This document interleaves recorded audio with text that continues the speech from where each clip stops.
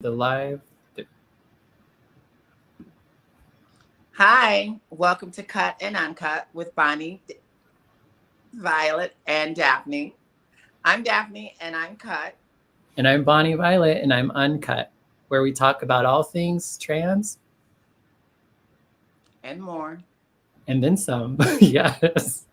In this episode, we are sharing our experience, strength, and hope with being transgender in recovery. We'd also love to give a big shout out and a thank you to our Patreon members Skylar Bean, Jacob Blankenship, Elizabeth, Danielle Loyal, and Bertha D. Hugs and kisses, and thank you so much for joining us. And watch us on YouTube, listen to us on Spotify, join us on Patreon, follow us on TikTok, and get your merch. Because I know I am getting my merch this weekend. Bonnie, I am getting my Cut and Uncut coffee mug. So you're going to see me sitting on the set with my coffee mug. Of course, I'm going to be drinking from the Cut side. Nice. Of course you are. I'm going to love seeing that. Right? Drinking out of the side of our mouth. So how are you today, Bonnie? Say hi to Bertha. Hey, Bertha D. That's so glad you could join us. I'm turning off the camera now. We're getting a little behind the scenes. So if you're on our Patreon, you'll get to see a little bit of the behind the scenes. So we were trying that out a little bit today. But no, overall, I'm good. How about you? I'm good. I got to admit, this week has been a little bit hectic for me, busy, working with my sponsee this week and keeping up with work and, Baxter, the whole thing. But I'm doing good, Bonnie. I'm in a good place today. Feeling really excited to be here with you tonight. And Baxter's your pup who made Baxter's my little puppy. We heard them last week a little bit, huh? Oh yeah, I want to give a huge apology for last week, everybody. I get nervous about doing this. This is our third episode, and my phone died right in the middle of our conversation. So thank God Bonnie saved us and was like, "Oh, technical difficulties. Daphne can't get her life together." But I didn't ready this week. Throw you under the bus, but you didn't throw me under the bus. I did not, but it was tough. I was like, I am not good at stalling. So, luckily, we have the magic of editing after the fact. So yeah, well, I truly appreciate that. So again, my apologies for last week, everybody. So this week, Bonnie, we are talking about our experience, strength, and hope in recovery. Mm-hmm. Yeah. So tell us all about it. Okay. Well, as you know, I'm going to start it off with my name is Daphne, and I'm an alcoholic because that's what, that's the way that I was brought up to work with this program that I'm in. I'm in the AA program. And it has truly helped me settle into my skin and be comfortable with who I am and be able to show up for other people. How about you, Bonnie? What's going on? How did you, what's your story? Yeah. Like we didn't really meet in the same ways. We met through a mutual friend who met you through recovery, right? So there was that aspect of meeting through that way. And neither one of us are formal representatives of AA or 12-step programs. So we want to put that out there. Put that disclaimer out there, right? We're just sharing our experience, strength, and hope, not anybody else's. Yeah. So we hope that if there's someone out there that can relate to what we're about to share with you, feel free to join in on the conversation, type your comments below, and we can talk about it with you together. Right, Bonnie? Oh yeah, totally. So when did you start? What was your drug of choice and how did that all begin? Or substance? My DOC? Yes. Okay. My drug of choice is alcohol. So I started, as far back as I can remember, I believe my first drink was 5 years old. Mm-hmm. And I can recall all of my uncles in the kitchen in my grandmother's house. This is what the men do, they beat on their chest and drink Crown Royal. And, us kids were just running around. So they were like, come here, boy, come over here and drink, taste this drink. So me and my cousin, we were kind of like brothers. So we were always neck and neck in competition up until I transitioned or whatever. But I always wanted to be the one. I had to get that. So he took a sip and then I downed it. And my uncles were so funny. I can remember them saying, that boy's going to be a lush. And sure shit. That was a prediction, huh? Right. What about you? The first time I drank as well, I don't remember it, but I remember I have a photo of me and my dad with our bottles. My dad had his beer bottle and I had my bottle, like, so. But I guess I was like, I think around 3 or 4 or 5, I don't know. I was pretty young too, and I went out with my dad and we went fishing, and I ended up having some beers or something, and of course I got sick or whatever, and so my mom then my dad then had to take care of me or whatever. But and like I said, I don't remember that. I've just heard stories about it. Yeah. I also want to let people know, don't give your children alcohol. It is not cute. First of all, I'm going to put that out there. Yeah. But it seems like, I know, like, though, growing up, though, it was commonplace. We saw people with alcohol, all the adults, not all the adults, but, a lot of the adults had, beers and wine or smoking weed or whatever, so like those were like commonplace, I guess, for me growing up. I didn't really get into it too young. When I was 16, I did try like I would have like a drink at a wedding or, something like that. But when I was 16 years old, I ended up like lying to my parents, going out and getting a bottle of Black Velvet. Ooh. And I lived in a little country town of 3,000 people. So we got the bottle of Black Velvet. My cousin James, who was like the cool cousin, he was a year older than me, and 2 girls. And we went riding around out in the country drinking Black Velvet. And next thing I knew, I was coming to in the back of an ambulance, cussing at some nurse because I don't know, I just was. And then I was out again, and then coming to once I was in the hospital.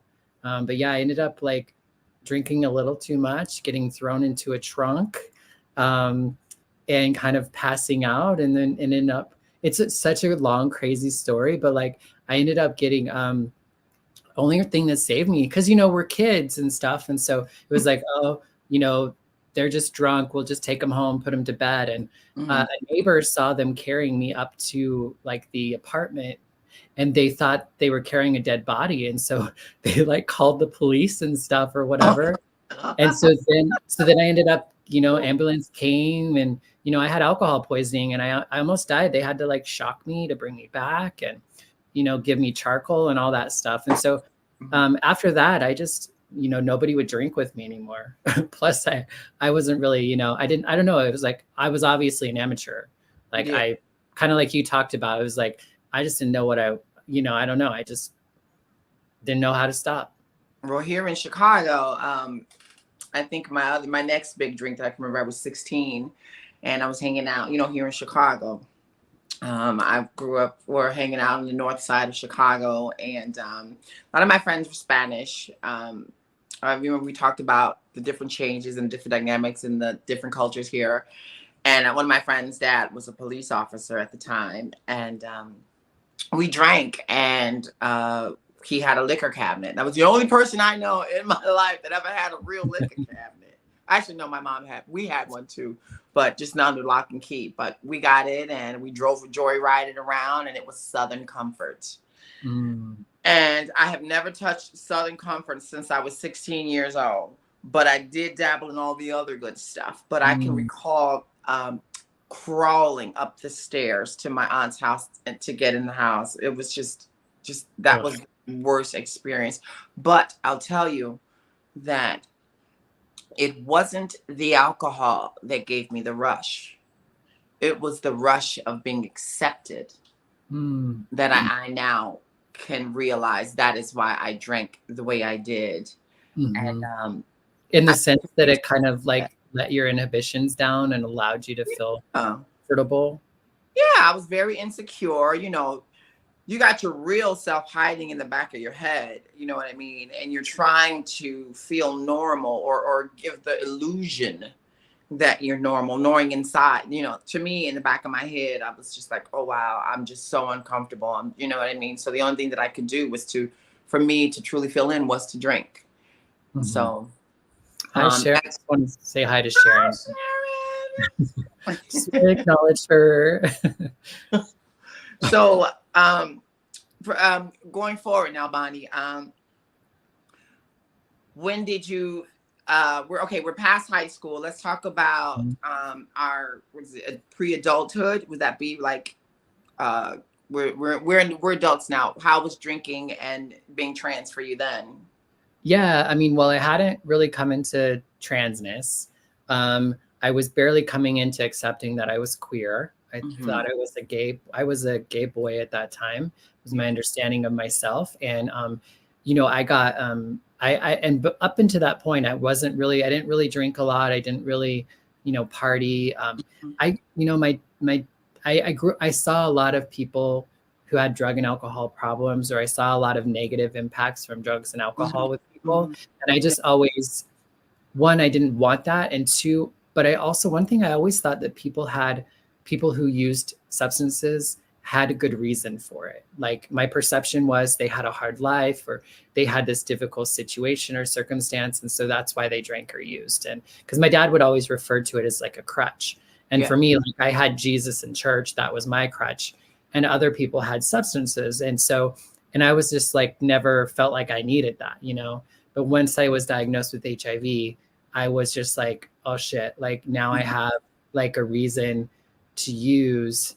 And that's when I really went off to the races, and I started doing ecstasy. I smoked my first joint and did ecstasy all in my, like the first week. One right after the other, you know, like it was wild because you were giving yourself a 7-layer high.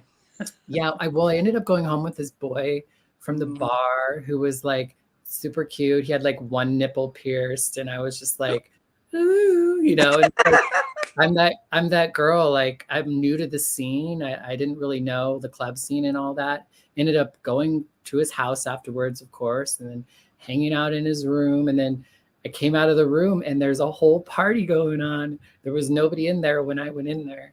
And so then, you know, that was just kind of like the party house that we all went to. That's where I met like our mutual friend of how we met. We spent a lot of time in that house. And that was the first time I smoked weed. Of course, the first time I smoked weed, I was drunk. So I was throwing up on the toilet all night. So that wasn't cute. And the first time I did ecstasy, it was kind of a mess too. But that was kind of, and then I just was kind of off to the races, you know. For me, it was kind of like a medicine, you know. Life began to feel really hard, and I just needed something to soften the blow of life. Church and God was no longer an option for me, and so drugs and alcohol seemed like the appropriate option, I guess. How about you? You know, believe it or not, I didn't smoke weed until I was well into an adult. I think the drinking for me kind of picked up as I progressed into a young gay man, which was a very short stint of my life. I just wasn't comfortable in that. And it was like I was telling you that gay men would tell me, you just are so eccentric. And I didn't even know what the hell that word meant, but it was a way of saying that you're super feminine. So, you know, I was going through the gay life because that's what I thought I had to do until I met my trans friends, Betty and Chanel. And, you know, we talked about all of these people that have really helped me step into being aware of transsexuals. So we just drank, but one of them had a history of drug abuse. And I didn't understand it, but the family that I was with at the time really made her feel bad about it. And we would see all these little bags, little cut bags hidden behind the closet, you know. So that was my first time of seeing it. But as I've gotten, you know, transitioned more, I dabbled into weed. I dabbled into coke. You know, you go into the clubs and this is what we did, you know. And I needed those things now to help me be comfortable dressing up as a woman, to do these things with men uncomfortably. You know, these were my vices to help me transition, to help me feel like someone that I was. But deep inside, I knew I wasn't happy. But it helped. It helped for many years to be comfortable in my skin. But I did have to use the coke. I did have to use the alcohol. I started using crack. I did ecstasy because it was still that I need to be accepted thing for me. Yeah. So that is when I was caught up in the tornado. Now I'm well into my 30s at this point. And I didn't get my sex change until I was 27. I think it was 27 or 2020, 2000, the year 2000 is when I had my surgery. I think. Yeah, 2000. Yeah, that's what it was. And so I still used, and I couldn't understand why am I still doing it. And I didn't even know I was doing anything wrong, Bonnie. Yeah. Yeah, it's such a accepted, like it's a norm in our culture. You know, like it's normal to especially drinking, I think is a very, drinking and weed probably, sometimes when you get into some of the other substances, depending on the environments you're in, there's different sorts of stigmas or ideas or whatever. But yeah, it definitely, it just definitely seemed like it was just what everyone was doing around me as well. I'm really grateful that I found drugs when I did. I know that sounds kind of horrible, bad, Bonnie. I know, but I feel like it allowed me because I was such a uptight person. I felt really shameful about being queer, and I didn't really know how, you know what I mean? Like I was just going through all this sort of stuff, and being able to start using substances and hanging out with the people who did, like I began to really feel more liberated and more comfortable with who I was, and I saw other people who were living their best lives, and I was just like, okay, I can do this, and it felt good, and I enjoyed it, and I loved it for a really long time, until I didn't. Yeah. So because I got sober before my 30s. So let's talk about for me, what made you realize that you may have had a problem, or as we say in the program, when did you realize you had hit your rock bottom and that you needed to seek help? Let's talk about that a little bit, because I think this is where we're getting into strength, right? Or experience. We're still in experience. Yeah. Well, I think there were a number of times, which is common. We hear this a lot with people who end up having problems with, addictions and substances, is that like, I think there were a lot of times that I tried to quit, but I never really called it that way. Like I never thought it was a problem. Maybe I got a little messy, or I had some sort of results that I wasn't happy with. And so I would like switch from beer to liquor, or not drink liquor, or, I used to do, I quit doing drugs. Once I started being a professional and working in the nonprofit sector, I stopped using drugs because they were illegal, and that just wasn't acceptable. Like I didn't want to harm any of the work that I was doing there. And so, but then my drinking kind of picked up, and I quit meth when I quit meth a few years before I actually quit everything. And like I said, when I stopped meth, I didn't even think I had a problem. I just was tired, and I just didn't want to do it anymore. And it wasn't an easy thing to just not do. But I didn't label myself an addict at that time. But I did have to move back home, and my parents helped me with giving me a place to stay. And I got away from the drugs long enough to where I could stay away from them, but then the drinking, eventually it just, I don't know, I just hit a wall one day when it was just, I couldn't even tell, like, I didn't necessarily feel like I had a substance problem. I just was having a life problem. Like I was really just kind of like spiritually I was just kind of like, I have no fucking clue. Spiritually bankrupt. Yeah.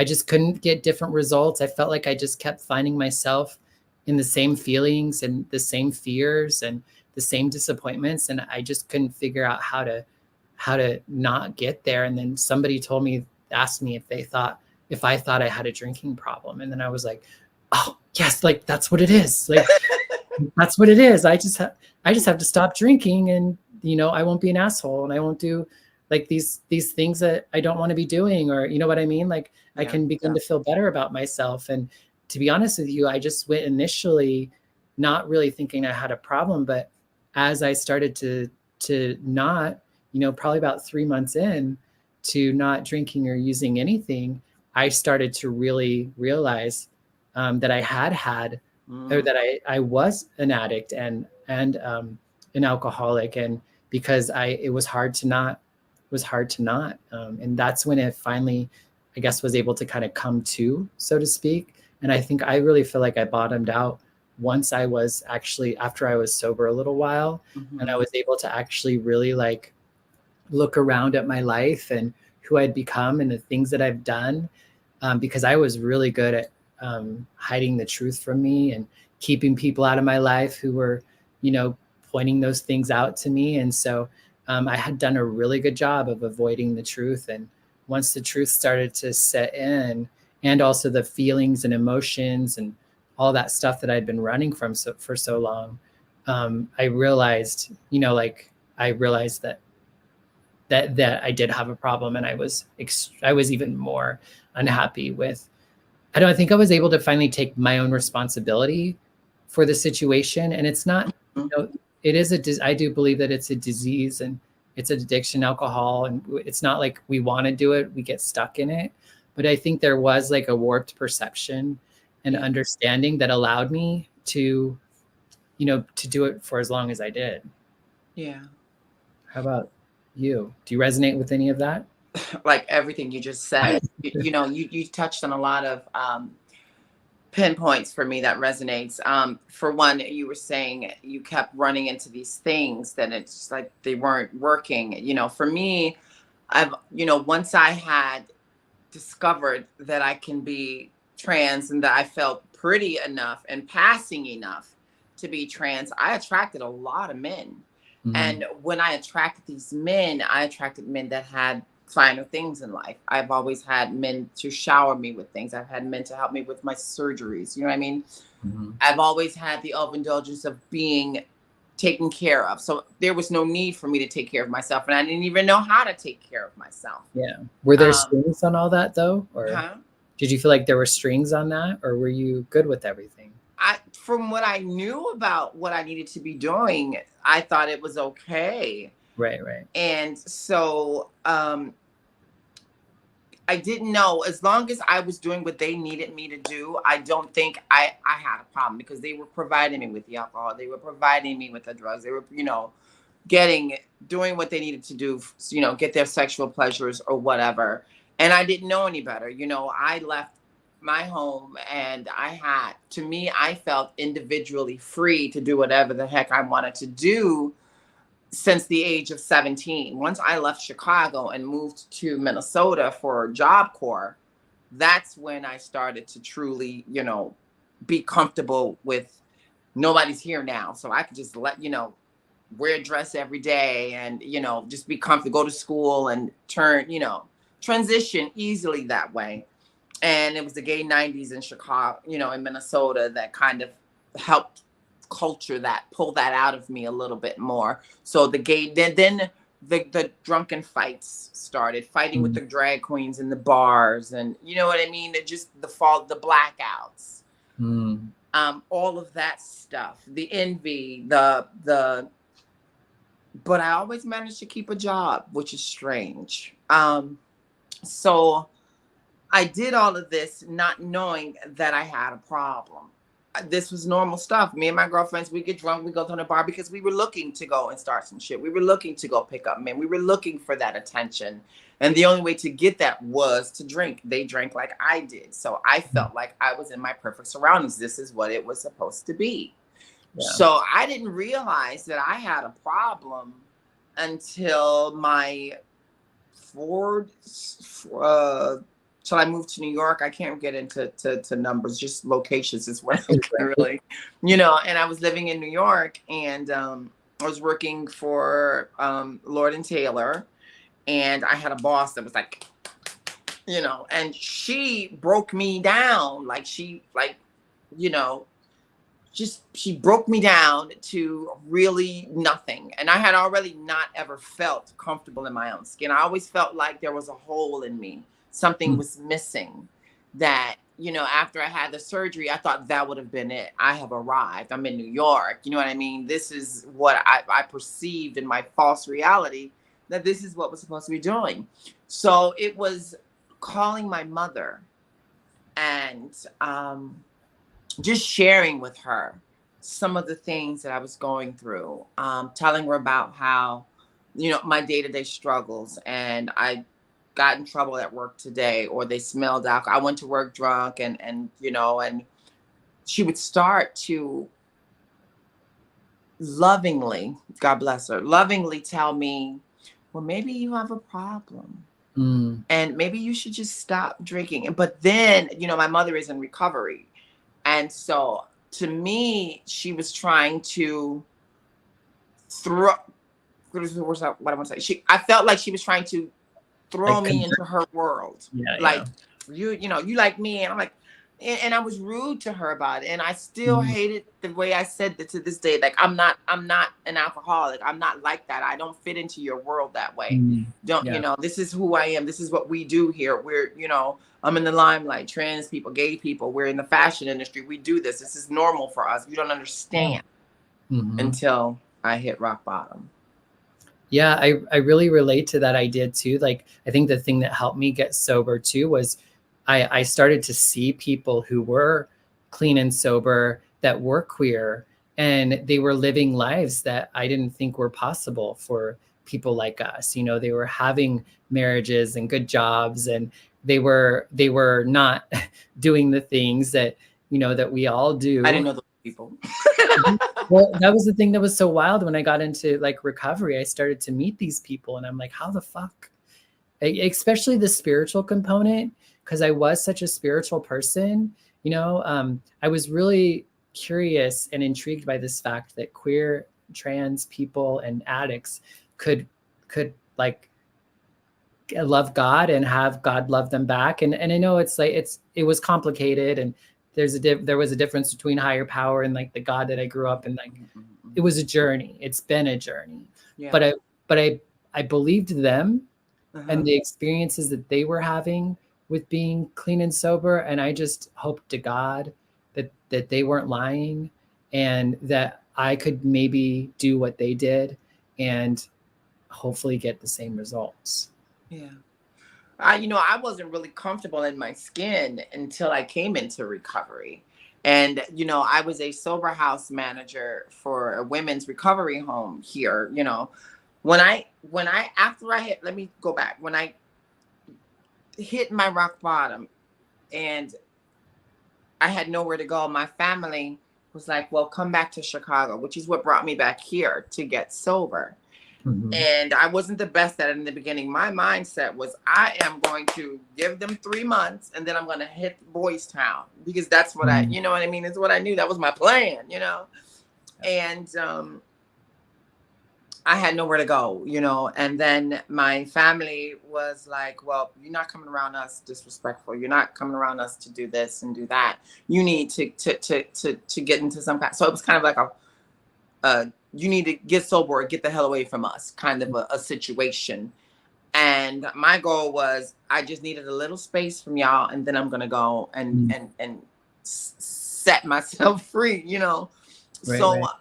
Once I got into recovery and learned, I went into I didn't go into a treatment center. I inpatient, because for some strange reason I couldn't find a bed here. So I had always been a person to pray. You know what I mean? I've always said my prayers. Now I lay me down and sleep. I pray the Lord my soul to keep before I go to bed. And I've always had a spiritual connection with my aunts in the past, you know, growing up in the church. So I did know that there was a God, but I did not know that there was a healing God. The way, you know, you hear about these things about people getting healed and this and this and that. So someone had told me that I needed to pray to take the taste out of my mouth. And I kind of chuckled at that, like, you know, okay. But I did it. I was eager to try. And then once I got into outpatient program, because they didn't have any beds, I did the work. And I Mm-hmm. needed to learn it because things had started to not look good for me. Yeah. So that was when I realized that there are people like me that get sober, but I still had kept my transness to myself. When I was a house manager at where I was living, I didn't talk about being trans because I didn't think it was important.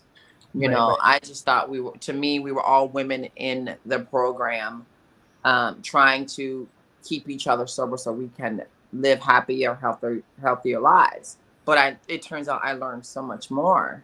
Mm-hmm. And how was your recovery? Yeah, well, I felt like that's maybe another parallel as well. I think getting sober has helped both of us, I think, embrace our transness more, or even be able to talk about it or be more comfortable with it. Like for me, it didn't, I had no concept of being trans until I was well into sobriety. Like, I Mm-hmm. mean, I was over 10 years in recovery before I started my transition, but I definitely, I think because I did get clean and sober, I was able to like leave Idaho and go to Chicago and meet new people, and it was all sober people doing sober things. And so I was able to kind of get introduced to what it meant to be queer and trans, and be in environments where there's more people who aren't so stigmatized about things, and so I think being able to, and I know if I wasn't clean and sober, I don't think I would have had those opportunities to move to Chicago, and then eventually to San Francisco, and then eventually to, like I started using she pronouns like long time ago, but I just thought I'm just a gay boy, and I loved it when people called me she. I felt like, oh my God, like I just felt like it was just such a term of endearment for me. Yeah. And I just was like, oh, that feels so good. Like I want to hear that from everybody. And for a while, I didn't think that made me trans. Like I wasn't trans enough. So I just was like, no, I just like that pronoun. But eventually, I think doing the work, like the longer you're in recovery, the more I have to do, because I have to keep myself from picking up the drink or the drug, because I pick up the drink or the drug to soothe something, to fix something, because I don't want to feel the way that I feel. And so now when I feel the way I don't want to feel, I have tools and I have resources. I have other people who know what that's like. I have prayer and meditation, and I have reading, and I have time. I have experience of knowing that this too shall pass. You know what I Yeah. mean? So, but if I'm not healing myself and growing and doing what I need to do to be well, at some point I could get in so much pain that I end up drinking or using again. And to me, I that scares me to death. I think I'd be much worse to, like in some ways I would like to be drinking and using Mm-hmm. while and alive Mm-hmm. seems so worse to me than just dying. Yeah. But I think that would be like the element for me to drink and use again. I think it would have to be like I'm just gave up, Yeah. you You know, know? when I can recall going into the recovery house, my first getting there, and you know, my thoughts were, these women are gonna hate me. They're gonna call me names. They're gonna call me fag. They're gonna, this was my sick mind thinking. So it's best to just keep that to myself and keep my head down. And on the contrary, it was not that at all. Mm, These yeah, women were loving. They were supportive. They didn't ask. I didn't tell. You know what I mean? yeah, And then it was my house manager that helped me kind of understand that this program is all about love and acceptance and being, doing the shadow work, your fourth step. And I couldn't even get through working, we had the 12 steps that we worked through. And I remember my first sponsor, I couldn't even bring myself to tell her that I was trans, because to me that was what was eating me alive, was that I wasn't comfortable telling people that I was trans, and I wasn't comfortable accepting myself as trans. And I remember her telling me, if you don't do a thorough fourth step, you're gonna drink again. And that scared the daylights out of me, because I know what it's like to be out there, and I have never experienced the work, kind of shadow work, that I had to do to face my demons, to learn to forgive myself, to forgive other people, to be able to communicate my needs. The program has helped me through all of this, to be of service to other people. So, and I do know, like you said, to drink is to die, and, I've got 7 years to say that I'm thankful for. But I do know that a drink could be tomorrow. I do know a drink could be, a few minutes from now. And I have to use the tools that you talked about. I have to call my sponsor. We have sponsors, and, I have to read my big book, and you have to be of service. I have a sponsee, and I never get tired of reading the stories with her, or sharing my experience, drink the herb, and understanding where she's coming from, and help her understand that, she's not alone on her journey. Just like it was told to me that I wasn't alone on my journey, and beautiful things come out of it, like you, Bonnie. Yeah, well, and I think that's a big thing for people who might not know, like program, sponsor, sponsee, all that sort of stuff. It's just like getting into recovery. I've been able to make friends, other people who are on a similar journey and path as me, that can walk alongside me, because we're not all sick, or we're not all hurting this on the same day sometimes. And so when one of us is feeling a little better, we can help the one who's not well. And then, sponsors are like mentors or teachers, people who can help you do what you need to do to really come to understand and know yourself more, so that you don't need a drink or drug, in order to exist. And, that's, I don't know. I just think, so for folks who may not be aware of all that, basically it's just, I think the big thing about it, it's like, you can get into the semantics of all that sort of crap. I think it's like religion in some ways, like you have fundamentalists that are like, oh, whatever. And then you have this, that, or the other. But for me, I think it's really about being able to have community. And one of the things that around transness, that I wanted to bring up too, it's like, sometimes I feel like recovery rooms, there is like an equalizer. Like there are people from all walks of lives that can sit in the same room and talk about their experience, support one another in their addiction and their recovery from that. And like I came out, the first person I told my sponsor, and my therapist started calling me Bonnie Violet first. And then the next thing for me was the recovery rooms. And it was during COVID. And so like, I just put in the chat in the morning, I was like, good morning, everybody. I'm now going by Bonnie Violet, and I use she, her pronouns. And I'd really love it if you could call me Bonnie Violet. And everyone was just really great. And it was a really magical thing, because I was so scared, because it's such a powerful, and it's such a gift in my life. Like it's one constant over the last 15 years that I've really been able to rely on, because I've struggled with God shit and religion and family or friends and whatever. And for whatever reason, this group of people, regardless of where I'm at in the world, seem to be able to hold me in ways that I struggle to be held. Yeah, and that's the other part that I'm really glad you touched on, that the God part, because that is the most misconception that I hear about people say, oh, I don't go to AA because it's the God thing. Well, how do you know? You've got to get there. You got to find your way. It's a spiritual program, and there are other methods. There's, other ways to get sober. I definitely want to put that out there. This is not an AA thing. This is about recovery in general. And what I find, and what you found, within recovery is, would you say that you found love, acceptance, light, spirituality? Did you Well, find yeah, these things while you were yourself? yeah, definitely. Because, part of the things that I also was recovering from was spiritual trauma, religious trauma. Yeah. That I've also been in recovery from that. And to some degree, the thing that was helpful about, and I did believe that I had a spiritual malady. I believe that that's where my addiction comes from, is because my spirit's not being cared for. And so and that's hard to do when you're like a faggot or a queer that isn't supposed to have God anymore, at least the God that I grew up with.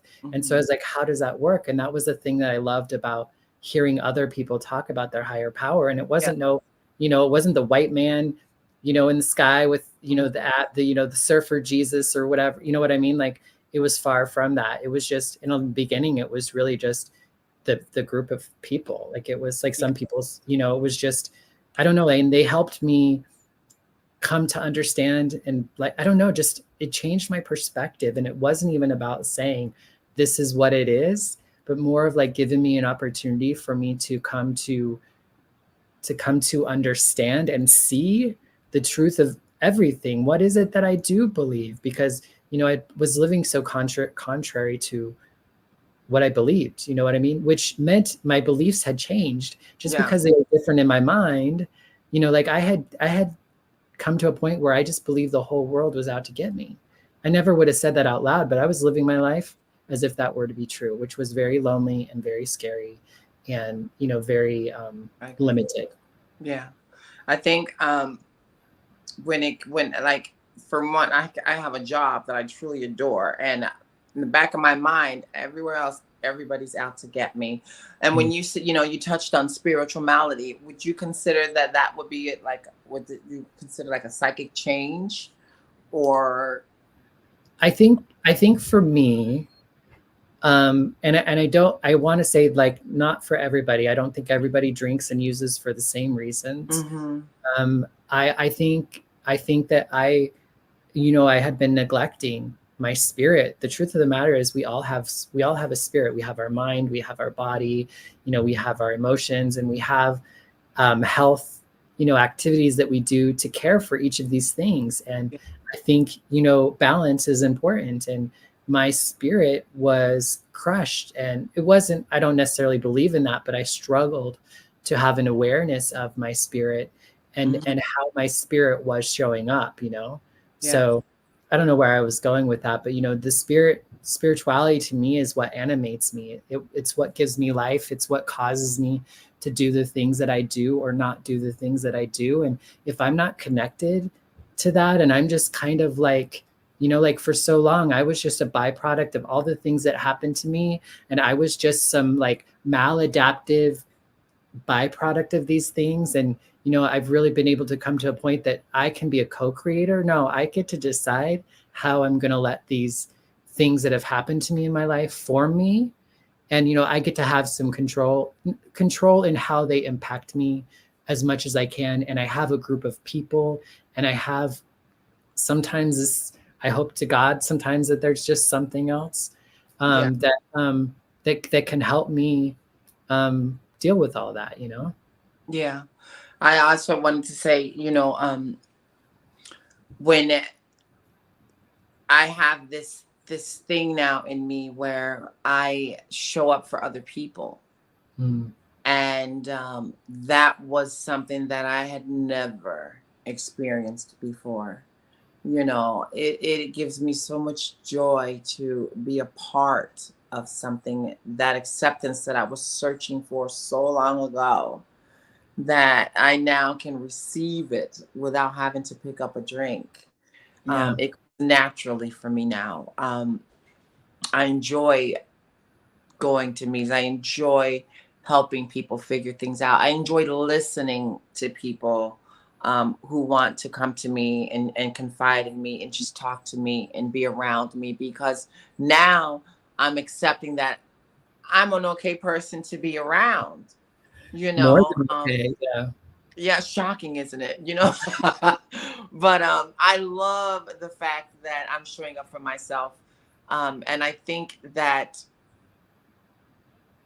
society, in my mind, has broken me to think that I am not worthy of Mm. love and that I'm going straight to hell being trans and that you don't deserve, and it is ongoing, and stuff like that can really make a person have self-doubts. It can Mhm. really influence negativity, and that's why I chose to now be able to be confident in speaking about these things, Yeah. because like I said, now I have the strength to be selfless and admit my story and hope that, like we do in the in recovery, connect with someone that this resonates with so they Right. can do the same thing and share it with someone else. Yeah. Does that make sense, Bonnie? Totally. Yeah. I mean, our transness can be an asset, and rather than a deficit or something that is taking us away from life or causing life to be more difficult,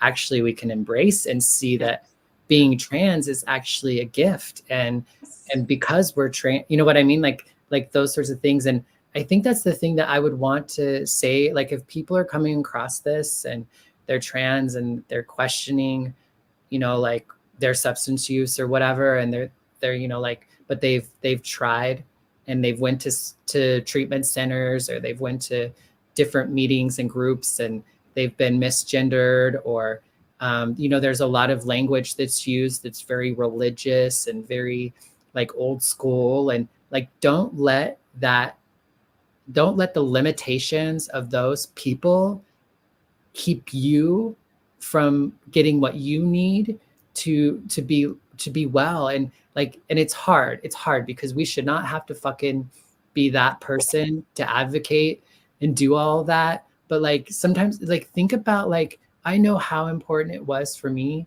to see that there are people like myself that were having lives that I didn't think were possible. So, it's important for people like us to be visible and seen in spaces of recovery, and be seen as people who don't use drugs and alcohol anymore. And that's not to say that people who use drugs and alcohol are bad, this, that, or the other. But for us who drugs and alcohol cause harm and hurt in our life, to know that that doesn't have to be the case anymore is just awesome. And oftentimes, like, it's our transness, or it's our, it's that thing that makes us terminally unique. And yes, we all get to be unique, but don't let your uniqueness take you out. Don't let your uniqueness rob you of the gift of what recovery can give you, and ultimately, I think, the world. Yeah, and I just wanted to piggyback on that. My spirit is telling me to say, because you are actually waiting for you. Mm. So I don't know how your path is going to go, if it's going to be a wobbly line, if it's up a mountain, if it's under the sea, or however you are trying to find your way through this recovery. At the end of the road, you are waiting for you. Mm. And the you find, you would be shocked to understand that that is beyond your wildest dreams. Oh yeah. My life is so much like, they talk about in recovery, like, write down all the things that you want from getting sober. And like, you usually sell yourself short, Yeah. because, and that's like, I lacked the imagination. Like, I just didn't want to drink or use. Now, like, I fucking love myself. And Yeah. I call myself Bonnie Violet now. And I ask you to do the same. And like, there's so much that is happening in my life that I never would have said I wanted to do, or that, whatever, but it makes sense. And I've gotten so much joy and so much, I love that. you know what I mean? Like contentment and satisfaction. And it's in alignment with who I am. It just feels more congruent and in alignment with Yeah. me. I don't live in a world in which I believe everybody is out to get me. I believe that I live in a world in which there are people, there are forces, there are actions that are the majority, that are out here to help us live life to our fullest and best for So would everyone. you say that you're free, Bonnie? You're free. Do you feel free? I am free in so many ways. My thinking sometimes tells me otherwise. Yeah. But, you know, that's the thing that's nice about being able to talk about this, you know, because, you know, I'm sharing in ways that I'm just like, oh my God, girl. Look at you, girl. But I'm like, but it's true. It's truth. It's my truth. And I believe it, or I wouldn't say it out loud, especially on a platform like this. Yeah. But I sometimes forget that, or I sometimes don't live as if I know that to be true, even though I know it is the fucking truth, you know? And so that's why it's so important to have, like, I mean, to have you in my life is so, it's just, it's beyond words. I don't know how I would have gotten through the last year without you, because I've allowed my transness to make me so unique that I haven't been open to receive much from many people who I probably could have benefited from. But with you, I could, because you were trans and you were in recovery, and you know what I mean? Like, there were these things that I thought made me so wrong or different or life harder, or what, I mean, whatever the thing I was framing it in. And I needed to know, because you live the life you live in the way that you do. Like, I know I can do that too. That I can feel good about being a trans person, and I don't have to be scared about being in the world as much as I have been. And so, you know, it's cool to be able to speak. I think, you know, it's like casting spells. I love that I got the opportunity tonight to speak words and speak out into the universe the truth of the truth. The truth shall set you free, Bonnie. Right? Esther said, hallelujah. Hallelujah. You know, it's so easy to, it's so easy to let the world rob us of that light. And shame on them for not allowing anyone to they're just hurt. They're not well. They're struggling. You know what I mean? Like, they need a fourth step. The world needs a fourth step.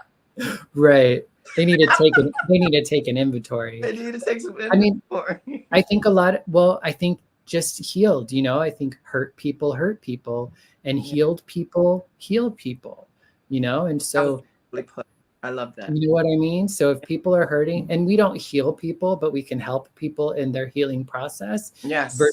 And that's what I mean by being able to, like, I can transmit healing instead of pain because of the hurt or traumas that I felt, because for so long I would just live in my dysfunction, and then, you know, that would cause harm.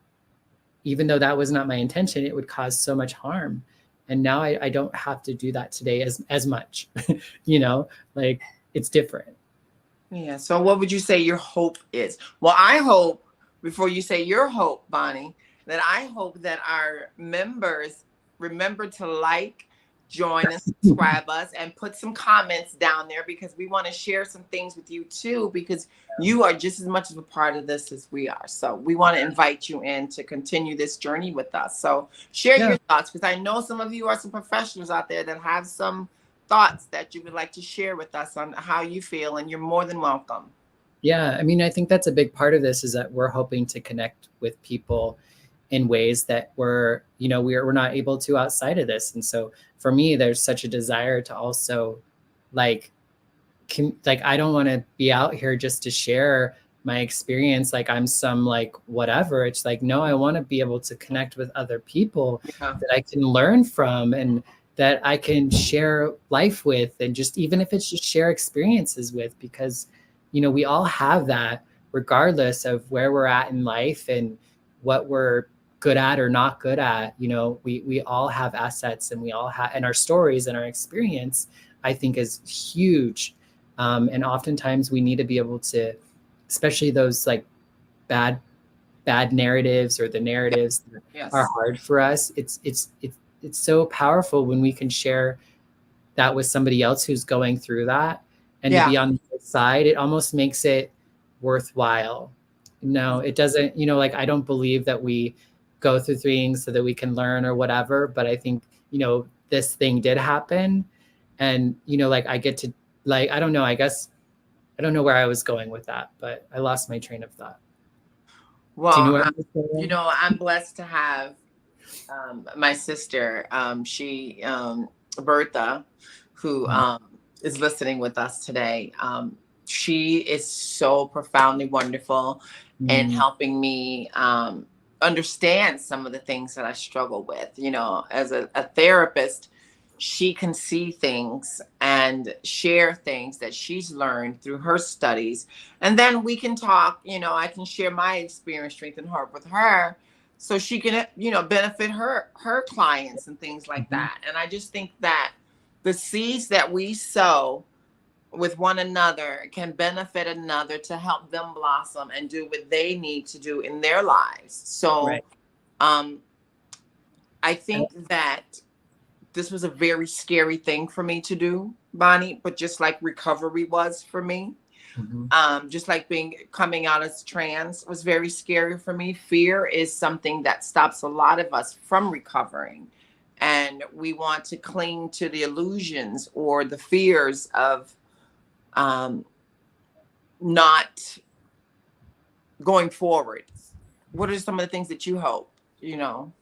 Yeah, I mean, I was kind of, you know, in my head a little bit thinking about like this, gosh, I was kind of going all over the place, but consumption was coming to mind, which is, I know is a little off base, but just we live in a world that consumption, overconsumption of like social media or news or anger or food or, you know, sex or drug, you know, all these sorts of things are a form of consumption, and it can be addictive. And I think that's the thing that I wanted to say was that, you know, I've heard people say the opposite of addiction is connection. And I think oftentimes when people are using these substances or doing these things, they are seeking connection with different things, but it's not, and it does serve a purpose, but I don't know, there's balance to it all. You know, I'm not necessarily saying that those things are bad, but they can, I think, get in the way. And you know, I think consumption, I think that, I don't know, I think it just makes it, I don't know, I think to be an addict is to be human personally. And I think if like the United States was a person, it would be an addict. What kind of, like a shopping addict? Or I know, right? Probably Shopaholic? What they call a garbage can, like drunk or dumpster fire. User. They'll just like whatever's around, you know? It's like, no, it doesn't have to be Coke. It doesn't have to be meth. It doesn't have to be, it's like, what's here? What can I take in? What can I, you know what I mean? And you know, I just think it's helpful to have that awareness so that we could try to heal the world. Would you say you want to heal the world? Yeah, I was watching that documentary about that. Oh, really?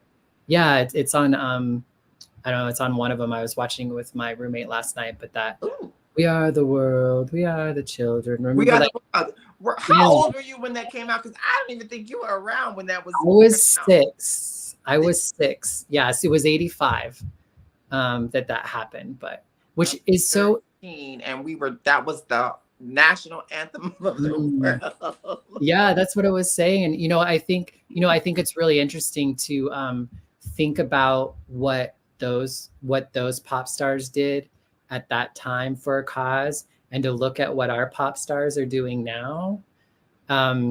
It's really heal the world. We used to have Live Aid. Do we still have that? Well, I don't know, but it's like, but if you think about everything that's going on in Gaza and the Congo, and, you know, you don't see, you see very few people speaking out. And if they are, you know, then it's like, you know what I mean? I think really Taylor Swift was super tone deaf at the Grammys this weekend. I'm not even that girl, but I'm bringing up the Grammys. But I know we want to talk about pop culture a little bit. And it was interesting. I heard somebody today talk about, they love to talk about spirituality in pop culture. I wonder if maybe that could be next week's topic. Pop culture and spirituality. Well, we're gonna have to do some homework on that one.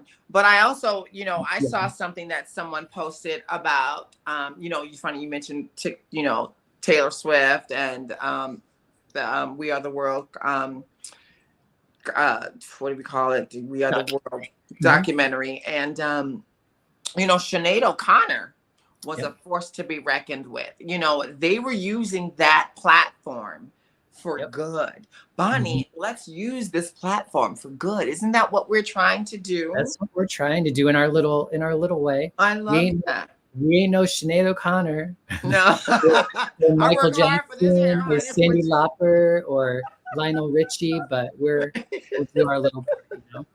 Yes, Bonnie, we can do a pop culture and spirituality next week. That would be fun. That would be cool. We can do a little research and play with it. And for folks, we are right at about an hour mark. So for folks who are listening now and want to join us next week, we'd love to hear from you between now and then. Like if you come across TikToks or things that you want us to look at or, you know, reference, we'd love to hear from you between now and the next episode. So and send us some conversations that you thought we might like to talk about, and we'll do the research and come up with the way we view it from our trans and trans, or you mean cut and uncut? No, is that what you're saying? Trans and then some. Oh, and then some. Yes. All right. Well, love you, everybody. I love you, sister. I love you all. Thank you for joining us tonight.